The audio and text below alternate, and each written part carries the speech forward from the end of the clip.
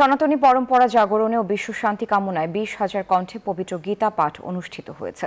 শনিবার সকালে দিনাজপুরের ঐতিহাসিক কান্তজি মন্দির প্রাঙ্গণে রংপুর বিভাগীয় গীতা সংঘের আয়োজনে অনুষ্ঠানের আয়োজন করা হয়। অনুষ্ঠানের প্রধান অতিথির বক্তব্যে ভূমিমন্ত্রী নারায়ণ চন্দ্র বলেন, গীতা পাঠের মাধ্যমে মানুষের প্রবৃত্তিকে জাগ্রত করে, সৎ পথে চলে ও জনকল্যাণে কাজ করে। বিকাশে কম খরচে ক্যাশ আউটের লিমিট বেড়ে 50,000, প্রিয় এজেন্টও 2টা।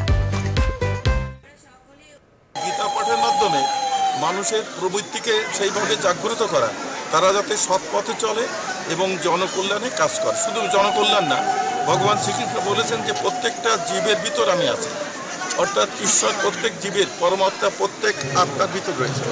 অতএব আমরা শুধু মানুষ না, প্রত্যেক জীবকেই আমাদেরকে ভালোবাসতে হবে এবং ধর্ম বর্ণ এটা নিয়ে কোনো ভেদাভেদের কোনো কারণই থাকতে পারে না। প্রত্যেক সৃষ্টি ঈশ্বরের সৃষ্টি।